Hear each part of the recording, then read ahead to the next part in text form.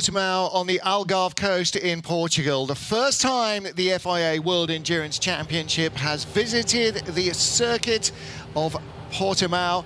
This is the second round of the 2021 FIA WEC on one of the world's great roller coaster circuits. Welcome everybody, Martin Haven, Alan Manish, Graham Goodwin, and in the pit lane, Louise Beckett, ready to cover the excitement of our two qualifying sessions.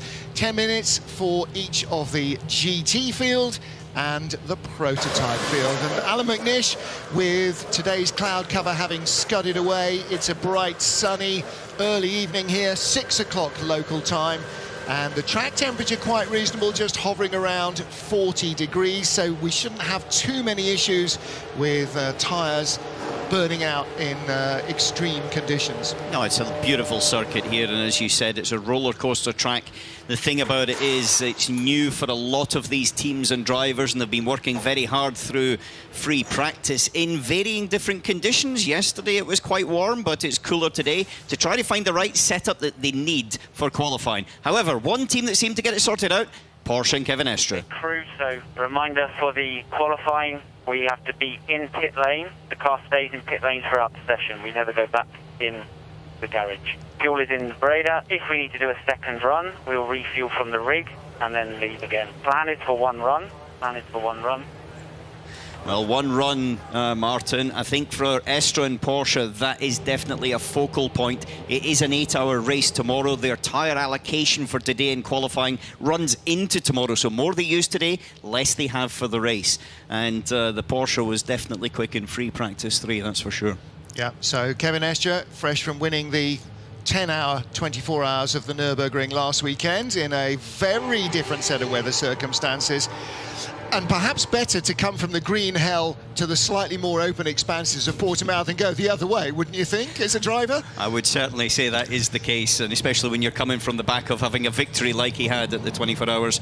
But here we are seeing the calendar as we come up. We're at the second round. First round was Spa in Belgium before we go to Monza and then to the big one at Le Mans, Fuji in Bahrain to round it off. But here in Portimao, I think everybody's smiling after free practice. And of course, this is the weekend, the midsummer weekend, the middle of June, the longest day, when we would normally be at the Circuit de la Sarthe. This would normally be the Le Mans weekend, was planned to be the Le Mans weekend.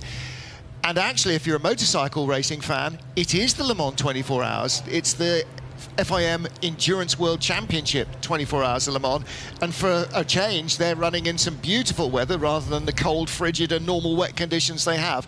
We will go in August, not September last year. But this track, Alan, this is the sort of track that makes a gentleman think, maybe I shouldn't have retired. Yeah, this is definitely one. I was standing out in the circuit earlier on and thinking, God, this is one I'd love to have driven and raced on. 4.65 kilometres, 15 corners, a lot of up and downs, especially from turn 5 through 7, 8, dipping down into 9 and then up 10, 11, dipping down in a real coaster, going back up to 12 before the long right-hander leading on to the start and finish. It's a kind of like an Alton Park or a mini Nürburgring in a way. It's got a real feeling character, and one that I was actually speaking to a few drivers and they're smiling because they say, you would love it, you've really got to attack it, but you've got to have a bit of a gentle hand as well.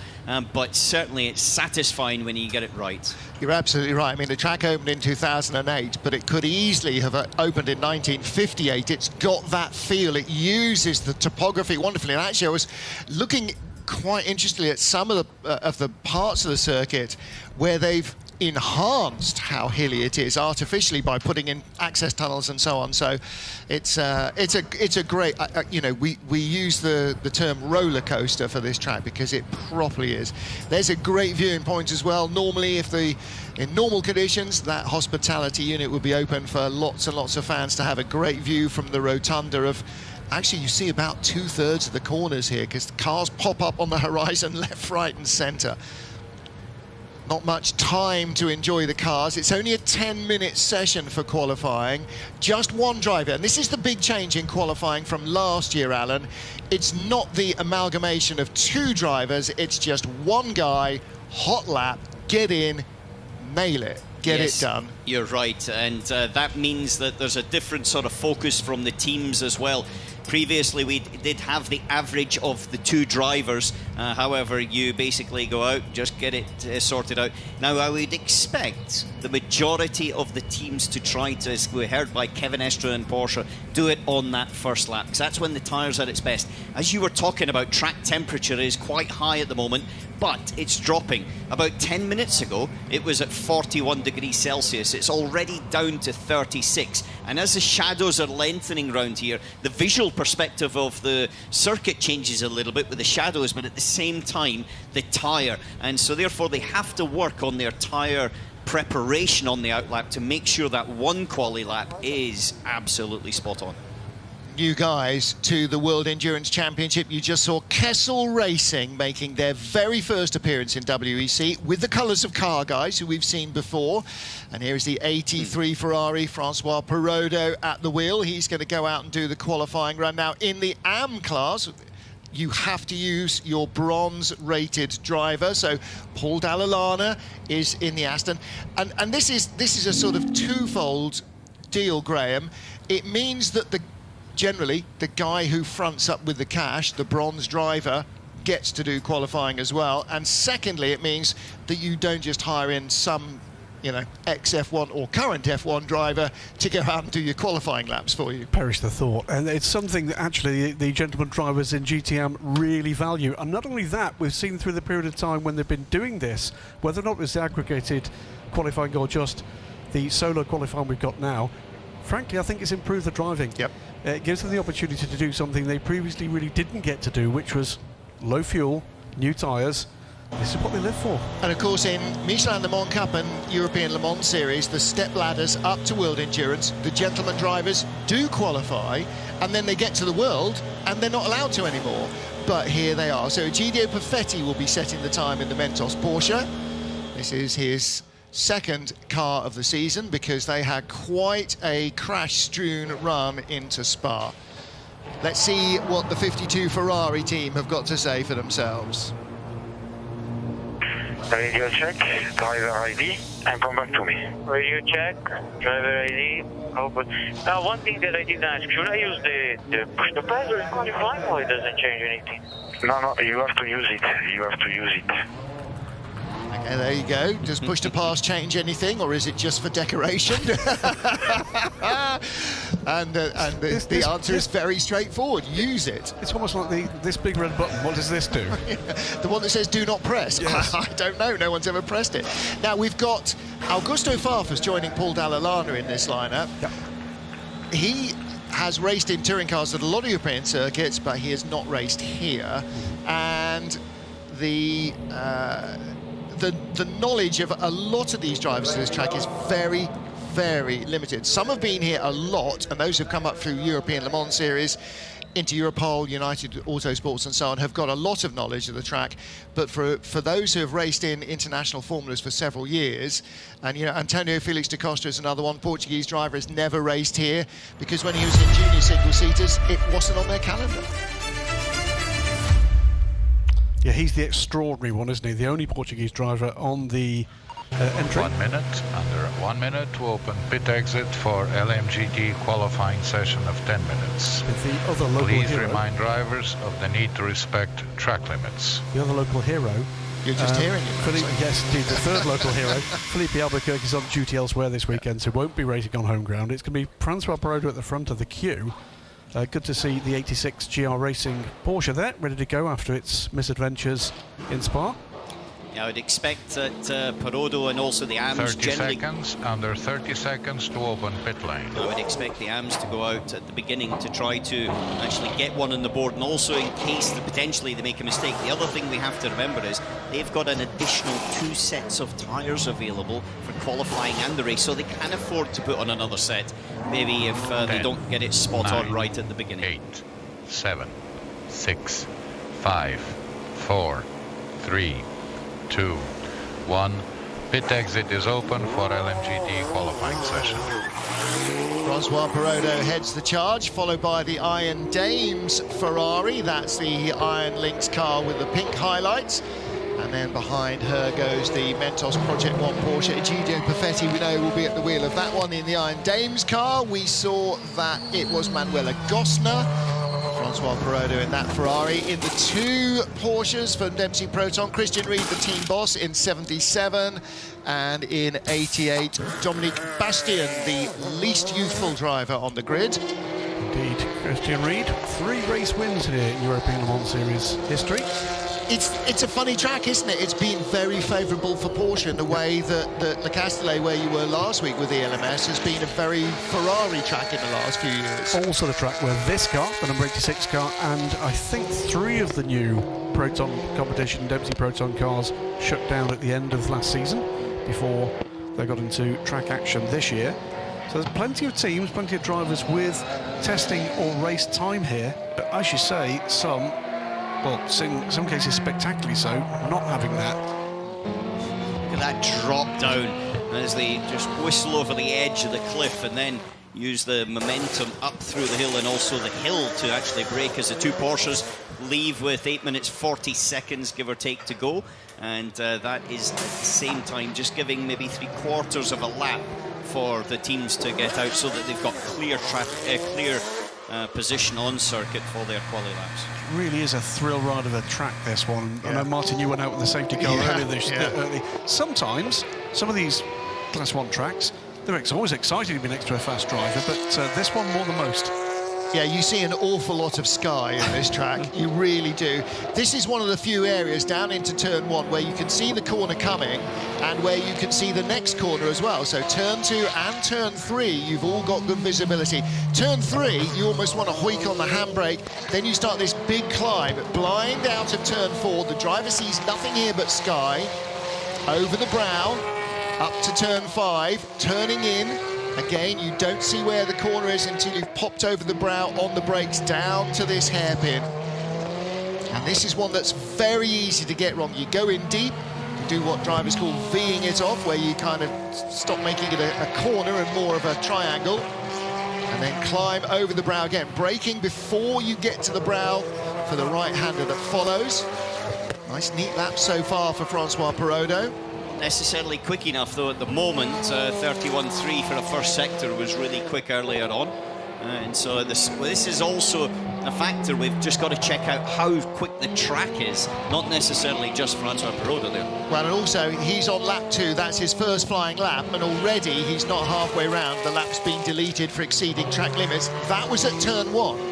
Yep. Turn 1 is absolutely rigidly enforced the same way that turn 4, Rédillon, is on the exit of Eau Rouge at Spa. Also, 86, the GR Racing car loses a lap, the 83 car, the Iron Dames lose a lap, and the 98 car as well for track limits. So those are the first 4 cars out. Whoa. Got a little bit of oversteer in over the curb, and there's been a few cars, including the Toyotas in hypercar class, have been trying to do that and wriggling around there.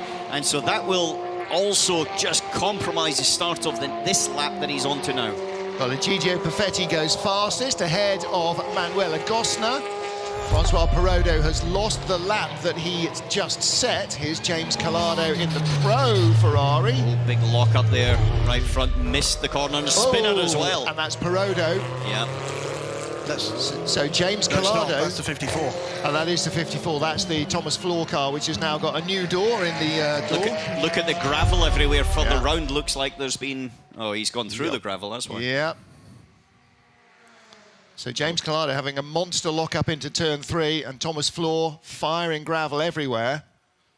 Well, that's going on. Christian Reed goes second to Egidio Perfetti, waiting for any of the pro cars to set a flying lap yet. But you know, you don't necessarily have to be the fastest, but it has to count. Yes.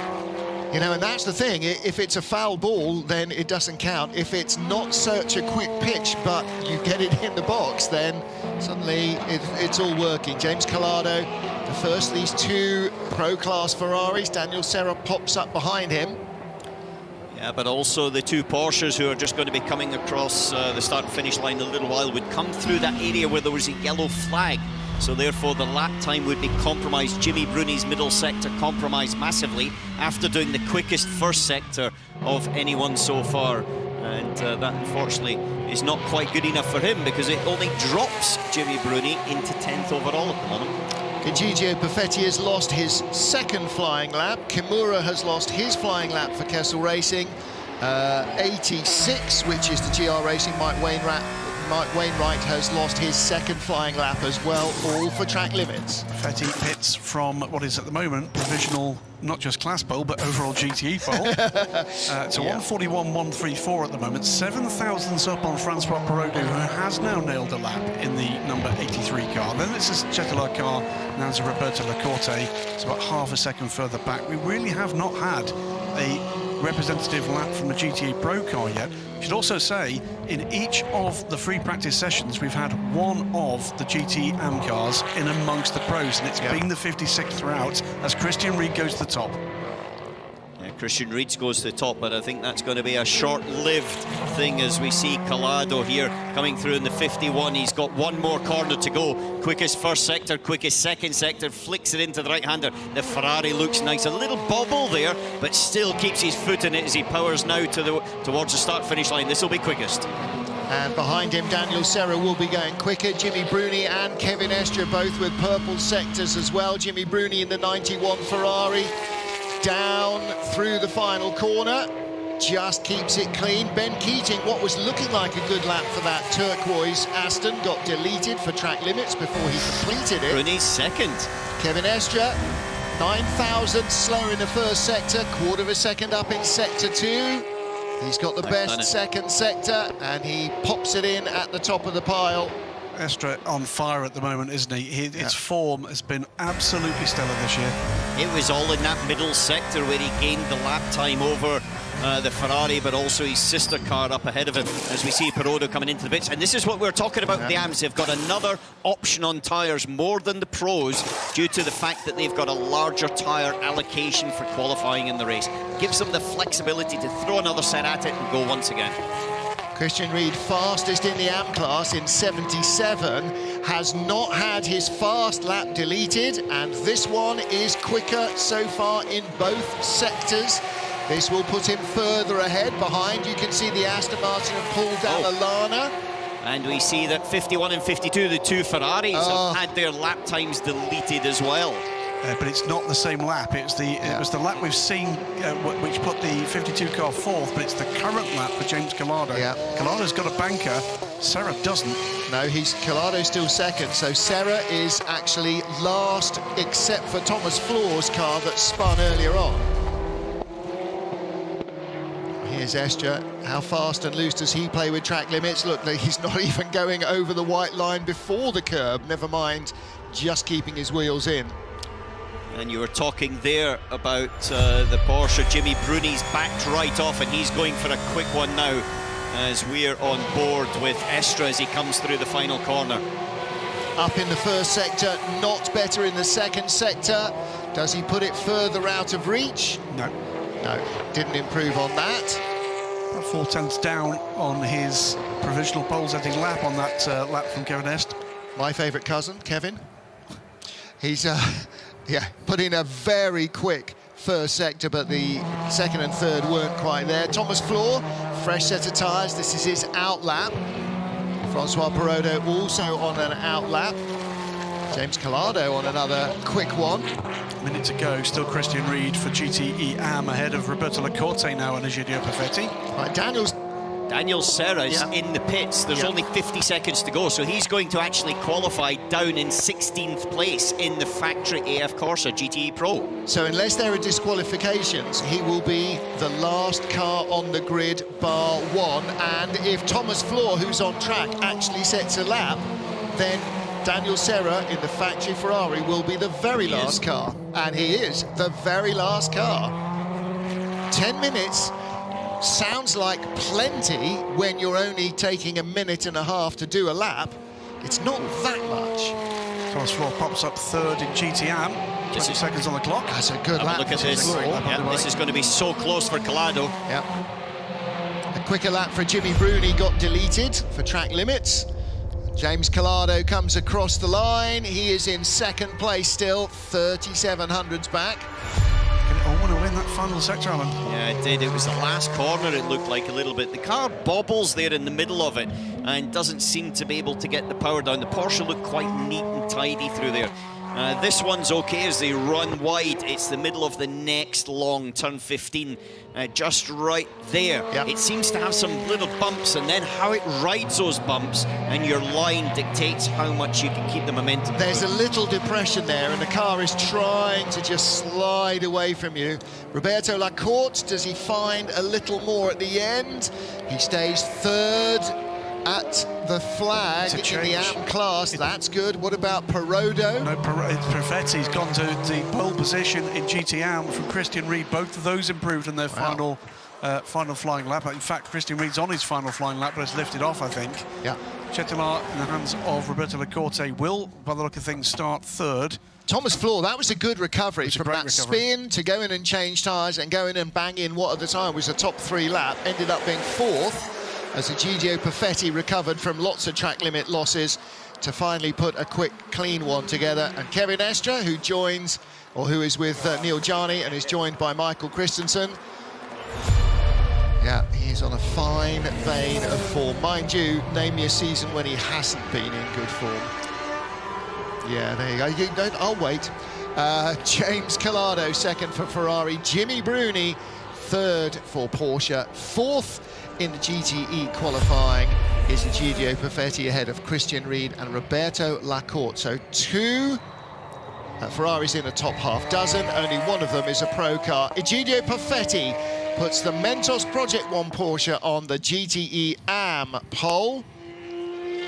And that, again, you know, we've talked about this over the last couple of seasons. Drivers like Perfetti, like Thomas Floor, especially like Christian Reed, Ben Keating, really moving the goalposts for AM drivers up high. There's a lot of very quick drivers in this GTE AM class. And one of the storylines here is the Aston Martins are nowhere near the top of that timing screen in GT AM, the 2 cars. Yeah, they're struggling a little bit with the tyre at the moment and the track temperature. For them, they were hoping it was going to be that little bit cooler than it turned out to be. The temperature is dropping, but not enough for Aston Martin at the moment. Temperature in the Porsche garage, I think, is very definitely cool. Very cool. Very right cool. Yeah, look, a little bit of oversteering. I went on the throttle, but I was still able to do the 2 fastest laps of anybody in qualifying. Oh, there's Daniel Serra, not a happy bunny. Well, track limits, and he only did 1 flying lap, and that 1 flying lap got track limits, and that's him down in 17th. That's a risk you take, but round here, I have to say, it was a known quantity that track limits were going to be an issue. And we've seen it in practice. We've seen 5-minute stop and goes in practice, and so therefore there was an element of risk and reward. And there, the risk was a little bit too much, and the reward was basically 0. Got to say, with Kevin Estre, it is such a joy to see a top pro driver on top of his form, and he just keeps pumping out these lap times, these performances. It's remarkable. Just keeps giving, doesn't he? And he can, and you know, and to do it at the Nordschleife and then at a track like this in consecutive weekends, it just shows his flexibility. Kevin Estre puts the 92 Porsche on pole position ahead of the AF Corsa Ferrari number 51, and the second of the Pro Class Porsches lines up third ahead of fellow Porsche drivers Egidio Perfetti and Christian Reed. Best AM Class Ferrari Roberto Lacorte narrowly ahead of Thomas Floor. And as you said, the Aston Martins, AMR, G-Station and TF Sport are not in the frame. Well, Manuela Gosner happy with her qualifying as well in the Iron Dames garage. And there is your pole sitting team for tomorrow's first 8-hour race of this season, and only the third 8-hour race of the FIA World Endurance Championship. The 1,000 miles of Sebring a couple of years ago took 8 hours and 30 minutes, but that was the 1,000-mile race, so that is not an 8-hour race. Our previous ones have been in Bahrain. Well, let's get down and join Louise Beckett in the pit lane and hear how happy Kevin Estre is. Kevin Estre, a great job from you in this heat. There's no stopping you at the moment, is there? Yeah, I don't know. I feel good. The team gave me a great car, and to be honest, it was not an easy quali. I think Spa was much more straightforward with the grip and what I had to do. This was a bit uncertain. I did some mistakes. I think everybody did mistakes. It was very, very tough to get a lap together. sun started to come out. There was a lot of heat. But yeah, really pleased to have done a clean lap without big mistake, without track limit, which was the key from this qualifying. Another points for us, 92. So far, perfect start of the season. You say that people made mistakes, but you set 2 fastest laps in that session. Do you think testing here, because you guys have been here testing, do you think that has possibly helped you? Well, we've been testing here, not lately, not since the resurface have been done, so it's very different, to be honest. The asphalt is an F1 asphalt type, which is very different than what it was before. And I've not been testing here since 2017, but I think we had enough drive and the preparation for quali was good enough to put it on pole. Well, you certainly did that. Well done. Thank you. Thank you, Louise. Congratulations to Kevin Escher. Do you know, there's got to be something that the discipline that's required to survive even one lap, never mind however many they end up doing in the N24 of the Green Hell, that's the sort of thing that makes you just be a little careful with track limits in the Nordschleife, and he's carried that on. Out for the first time ever in qualifying in a World Championship, a Glickenhaus. This car number 709, the SCG 007. This is Jim Glickenhaus's dream. It's his baby. It's his creation.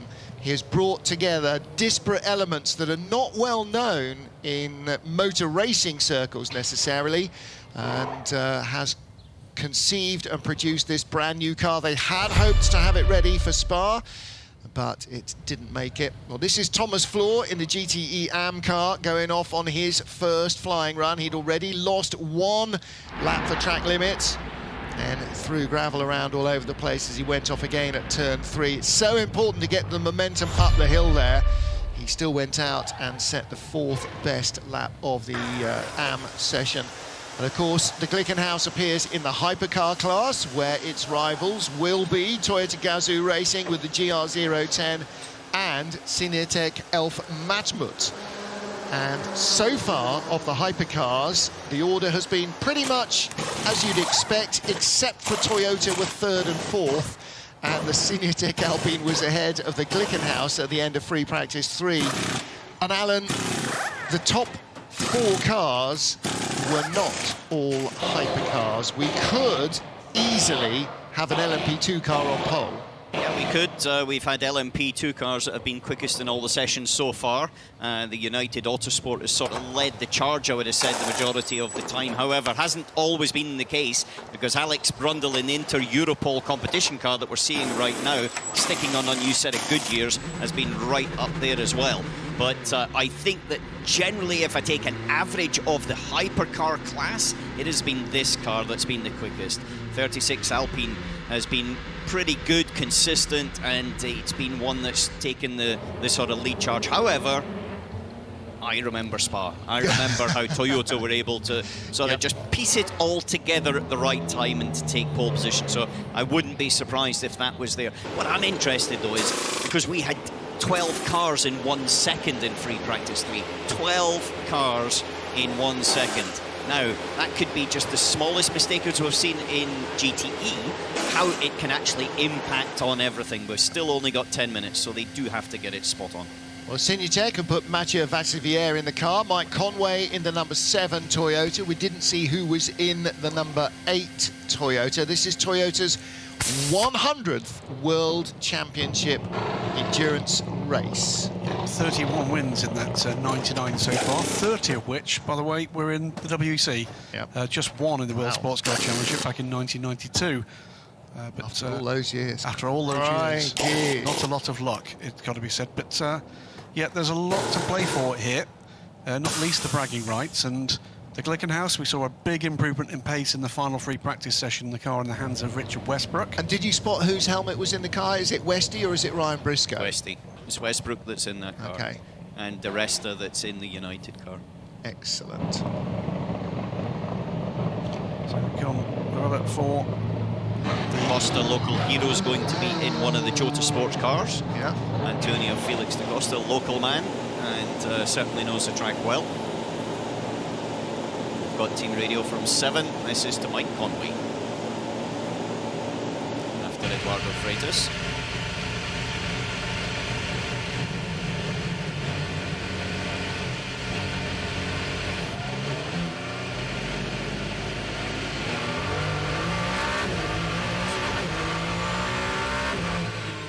Mike, just to let you know, they go for used tires first. Carry. Yeah, copy that. I missed a little bit of that. I just heard copy.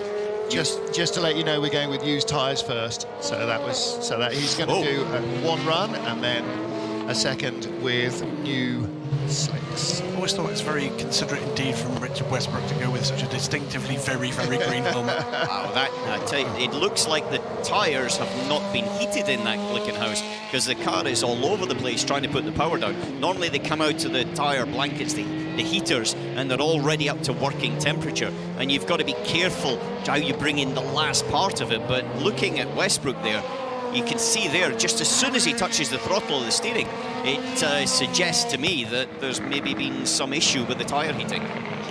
It's a brand new team, of course. It's the first time they've run this car at the racetrack. There in the hat walking through is Jim Glickenhaus, his son Jesse, the team co-owner. And Romain Dumas behind in the cap. There's Ryan Briscoe just over Jim Glickenhaus's right shoulder, also wearing a cap there, watching intently. Yeah, Westy's not got much on the front end.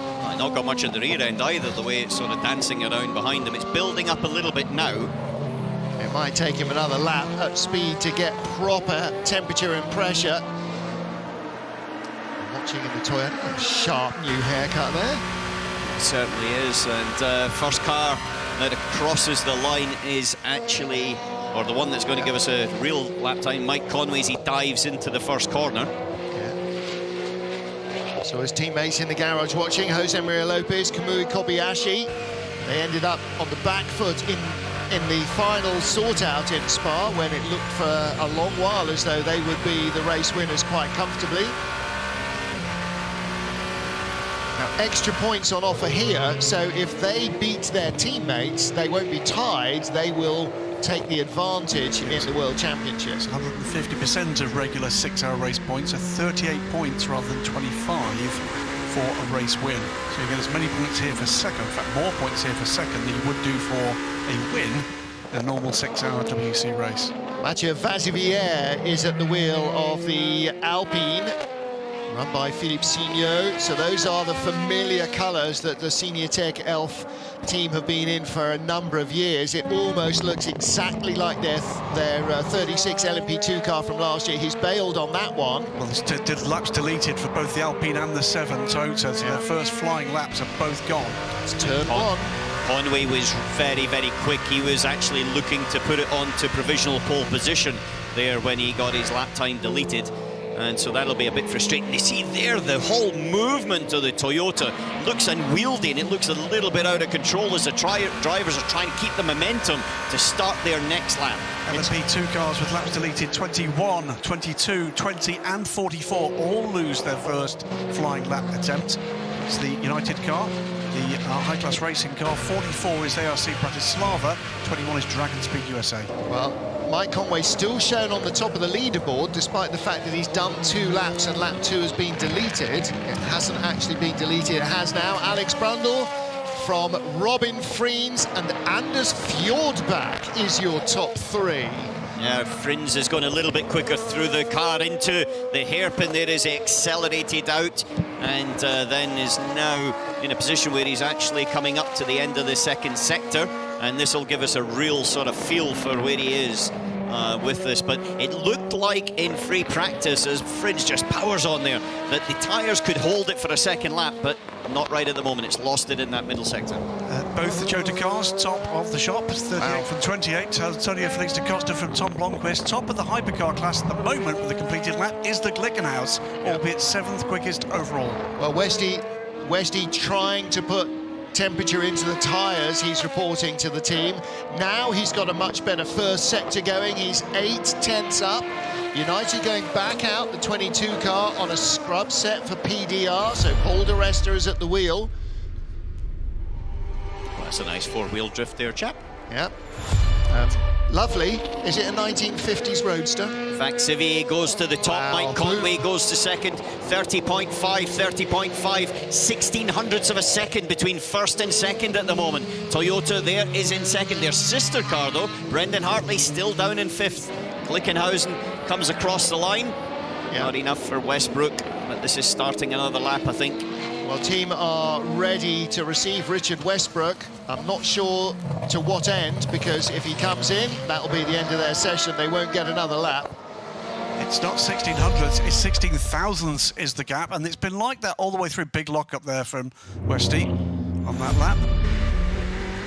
130.524 is the mark. It comes from Mathieu Vazevière, from Mike Conway. So Alpine from Toyota, from Jota, then the second Toyota. That is the top 5. Glickenhaus and the 38 LMP2 car from Jota and 70 Real Team, all having laps deleted. So Jota, both their cars are in the pits. Alex Brundle's gone back out. Real Team is in the pits. That was Norman Nato. Sophia Flörsch in the pits for Richard Mille Racing Team. Ben Hanley in the pits for Dragon Speed. PDR has just gone out for United Autosports. In comes Glickenhaus, in comes Vazevière in the Alpine. So are they all going to go out for one final hurrah? Well, Dragon Speed and United most certainly are, because they've not set a time yet. There's no time registered for either Ben Hanley or Paul Di Resta. But with 3.5 minutes to go, they've got to do it. I think they're probably going to get 2 laps here, aren't they? They are going to get 2 laps. Both the Toyotas are in. 38 has yet to leave the pit lane. Tom Blomqvist in 28 has left. Mathieu Vazevière we just saw coming in. Glickenhaus is in. What about ARC Bratislava's Ollie Webb? ARC Bratislava didn't even start the race in Spa. The car sprung a leak on the way to the grid. Really tough start to Miro Konopka's world programme, their very first world programme. It's an improved lap from Ollie Webb here. To what end we're about to see. He's propping up the order of teams that have completed a lap. Is he going to leapfrog car to ahead? I think not. It is an improvement. Time at the end of the lap. Final sector wasn't better. Glickenhaus on its way. New tyres going on the Toyota. More haste, less speed, so they're nice and cool, calm and collected. This is a lap from Di Resta. He's up at the moment. Now, the difference between the LMP2 and the hypercars is 0.7 of a second, which is quite a lot, and a lot to try and make up. But I think their view is what they can get to right now in the actual grid, but also for the championship itself. But I would suggest that this is going to put Paul Di Resta, if he doesn't have any issues in the last couple of corners, up into 3rd overall and quickest in LMP2. Not a better middle sector for Paul. Alex Brundle's lap that put him top has been deleted. Robin Friens' lap that put him on top has been deleted. Let's see if this is a clean one from Di Resta.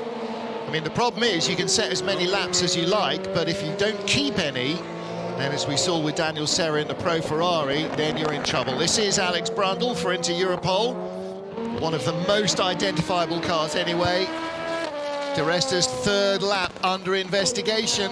That was the one that put him 3rd in LMP2, 6th overall, but under investigation. He's got to do it on this lap, really. There's pressure now for Paul Di Resta. Sophia Flörsch not improving on her current lap. That's the #1 Richard Mille Racing Team car, which she's improving on her own time. Di Resta puts in a purple overall, fastest first sector on his pressure lap. Looks like you need 2 laps to bring the tyres really into temperature for some of these cars. Glickenhausen was one of them. They're only going to get 1 more lap, so that might actually be a difficult thing for the Glickenhaus as it now comes across the line. Sophia Flörsch, though, in the Richard Mille Racing Team car, pops herself up a little bit higher. Now, is that because the track temperature is now down probably below 30 degrees as opposed to 40, which it was when they were out on track last? Have they not got tyre pressure enough for this lower track temp? It doesn't. It's more just general grip, I think, than necessarily pressure. It's just trying to get the tyre switched on and into the grip window itself. It's a quick lap from Di Resta, but there's quick laps as well out there from both the Jota cars ahead of him in the timing and scoring at the moment. High Class have lost a lap. Dragon Speed, by the way, lost their lap 5. What's happened with Paul Di Resta? He's come through. No improvement from Paul Di Resta. But he's going to be the last car that will be able to do any more laps, because the first car, this car, is going to see the checkered flag as he crosses now. Antonio Felix da Costa, local hero. And and it's a better lap, is it? No, it's not a better lap. So no better than 4th overall and 2nd in P2 for Antonio Felix da Costa, but there is going to be a chance for Paul di Resta to better his time. No lap yet has counted for Ben Hanley at Dragon Speed. They are tail end Charlies. But look at Alpine, who are at this moment in time quickest in the first sector, as we're now with Tom Blomqvist as he rolls through towards the midpoint of the lap itself, and then jump towards the Toyota 7, Mike Conway second, but this isn't going to be good enough for Conway. It's Mathieu Xavier, though, that looks as if he's going to potentially extend his fastest lap. Well, Conway down on his own better time, on his own time in sectors 1 and 2. A personal best in sector 2 for Mathieu Vazivière. Conway has shot his bolt. He's not going to sit on pole. It is going to be pole for Signetek Elf Matmut. Is Vazivière going to complete the lap at speed, or is he just going to roll off the throttle, knowing that Conway he's going to complete it at speed? There's the mid-corner bobble. Does he get a better lap? 130.524 becomes 130.364. And there's improvement too. 2nd on the grid for Brendan Hartley, the number 8 Toyota right at the depth there. And an improvement too from Joop van Uite, who puts the Racing Team Netherlands car 3rd in other P2. Paul di Resta is still out there, but is not on a quick lap here. That is going to be the order. Antonio Felix da Costa was trying to improve. His lap has been deleted, and everybody has now crossed the line. Westbrook did not get another quick lap in. It looks as though the Glickenhaus takes a little longer to bring the tyres in than he had. But for Mathieu Vazivière and for Signetek and for the Elf Matmut car, this is a big, big scalp. They have beaten Toyota in a straight fight in qualifying. There'll be all the ifs and buts. Yeah, but it's different conditions. It's a different track, and yada. You showed up with the same kit. You've been running essentially a development of the car that you've raced for years. This is a brand new car to Philippe Signeau's team. They hadn't seen it before the start of this year. They've taken the hypercar pole, and for Jota, Tom Blomqvist puts the 28 car on the front of an all Jota LMP2 front row. A fantastic Jota performance there, because they were a little bit on the back foot in practice, but to go 1-2. However, for the local fans, Antonio Felix da Costa, 2nd.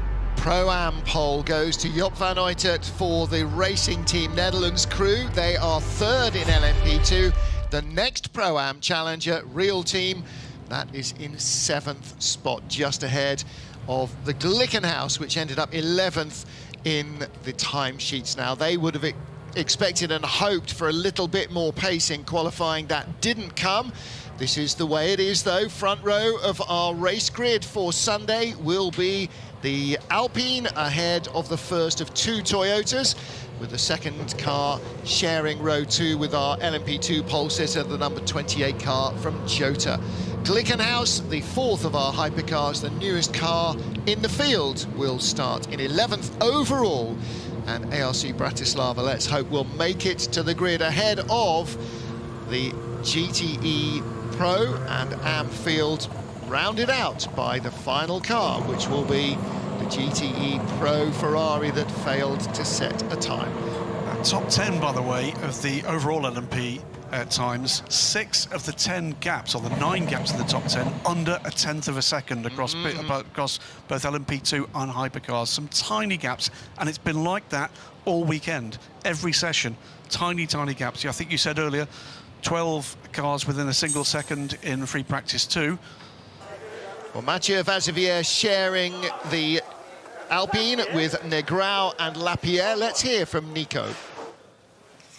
Nico Lapierre, a fantastic run by Matt there in the 36, and pole for you guys, the Alpine, fantastic. Yeah, great. First pole position for Alpine in the hypercar category, so that's a great feeling. Super drive from Mathieu. It was super tight in the end, so we put a 2nd set of tires and he could push it to the limit and get a very nice lap time. We only had 1 lap time, so it was a question of not making any mistake or track limit. But yeah, super pleased with the pace of the car. obviously we know that Toyota can give a bit longer on the stint tomorrow on the fuel, so we know we need this pace to fight them tomorrow, but yeah, looking forward to it. I just saw you and Andre looking at the times there, pointing at the speeds of yourselves and the Toyota. What were you saying? Yeah, we just monitor the top speed. For sure, the wind is changing a lot, so we need to be in a good position for tomorrow to race them. And it looks like we are okay on the top speed, so this is very important for us. And it's going to be interesting because the first two sectors, they are faster than us, and we are faster in the last one. So, yeah, it's going to be challenging and very interesting tomorrow. Look forward to it. Thank you. Me too. Bye. Thank you. Just a quick word on wind. Apologies for that. Yesterday, the wind was blowing up the front straight from turn 1 towards the pits at 30 kilometers an hour. Today, it's blowing from the final corner down to turn 1 at 30 kilometers an hour. The cars and drivers are dealing with a 60 kilometer an hour wind differential, which is why turn 1 has been such a problem today. But there is your pole sitter, the 28 LMP2 car from Motorsport. Tom Blomqvist putting it on pole ahead of former Formula E rival Antonio Felix da Costa, his current teammate. Motorsport 1-2 in LMP2, bouncing back on form.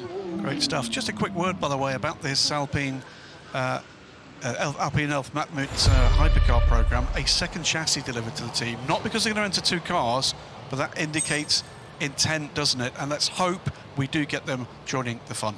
We saw Sean Gallale congratulating his teammate. Let's hear now from Tom Blomqvist.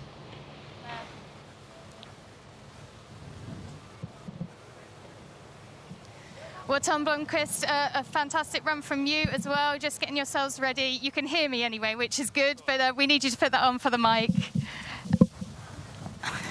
You've got to be pleased with that, putting the 28 on pole in LMP2. Oh, ecstatic.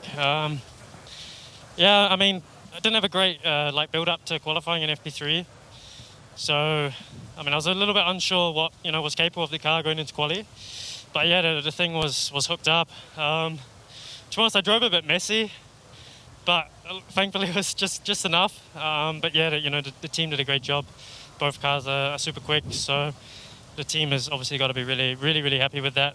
But today was just one part of the job, and we've got a long race tomorrow, 8 hours, so anything can happen. But I think we should be looking okay in the race as well, and yeah, we'll knuckle down tonight.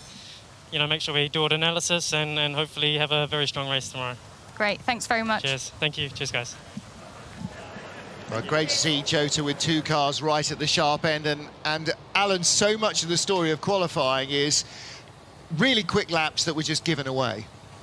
Yeah, certainly in the GTE field, it's always more of an issue, but it also hit them in the actual LMP, in the hypercar and LMP2. And it was a case of right at the end as well, because we saw Mathieu Vaxivier with that big push, but if he hadn't have finished the lap, then it would actually have been Toyota Gazoo Racing of number 8 Brendan Hartley that would have been quickest, because Vaxivier gained 0.2 of a second, but right behind him it was Hartley there ready to pounce. So it is super close as we see Brendan Hartley sort of walking down with his helmet on towards the Toyota pit wall. It is extremely close in all of the categories, and I think it will be a real ebb and flow race tomorrow. 8 hours, as we heard Tom Blomqvist talking about, but that's going to be one heck of a tough battle, I think. Yeah, Brendan coming up 94 thousandths of a second shy. However, these guys are the crew that lead the championship, and they are ahead of their, again, Brendan with that little quick hand snap, you know that the thing is being a bit of a handful, and until they really get settled into this car, they're going to find it's still a learning experience.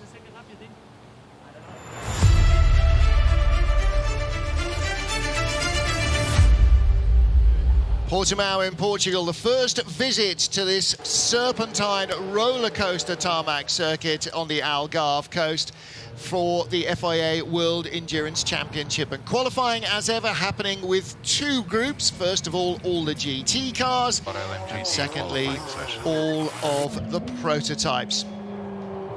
Critical to set a fast lap early on, only a 10-minute session, but track limits were a major problem. Most cars lost time in track limits. Christian Reed going very quickly for Dempsey Proton, but in the end, the GTE and pole position went to Egidio Perfetti for Team Project One. Daniel Serra did not set a registered lap at all in the 51 Ferrari, will start as the last car of all, and the meet in a Porsche top 3 was the other Ferrari. But pole position in GTE Pro went to last weekend's Nürburgring 24-hour winner, Kevin Escher, setting a blinding pace to take the Pro Class pole. He will be the first GT car away. Brand new entry in hypercar from Glickenhaus. The car had proved quick in free practice. Toyota trying to jump into the queue amongst the LMP2 cars, who had topped all 3 free practice sessions ahead of any of the hypercars. But when it came down to it, the hypercars found pace. LMP2 pole going to not the 38 but the 28 from Motorsport, courtesy of a flying lap from Tom Blomqvist, as dozens of laps were deleted in qualifying. Top Pro-Am car, Racing Team Netherlands, Job van Uitert. Hypercar, Brendan Hartley got within 1994 thousandths of a second. He was in second ahead of his number 7 Toyota driving teammate Mike Conway. But for the first time, it is an Alpine that is on the outright pole. It is the car driven by Mathieu Vazevière. It is also the top hypercar. So there in the Alpine garage, Nico Lapierre watching Mathieu there in the race suit. They are not only our hypercar pole sitters, but our overall pole sitters for the first race. Here, or for the race here in Portimao now. Because it's an 8-hour race, we will be on air at 10:30 tomorrow, ready for an 11 o'clock race start through to 7 p.m, which is just a little away from where we are now, so it'll be daylight all the way through.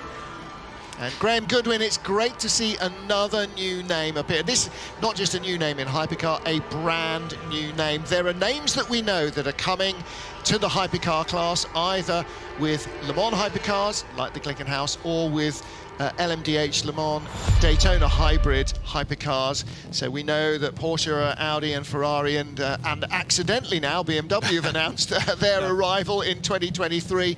But the Glickenhaus is a great looking race car, brand new, needs a bit more development. Well, that is it then for qualifying. We will be back on air at 10:30 local time, which is 09:30 Greenwich Mean Time, and 11:30 Central European Summer Time. Wherever you are, join us then, please, for 8 hours around the roller coaster. It is the International Circuito do Algarve. We will be here. You join us if you can, please. Until then, from all of us, it's goodbye, good evening from Portimao.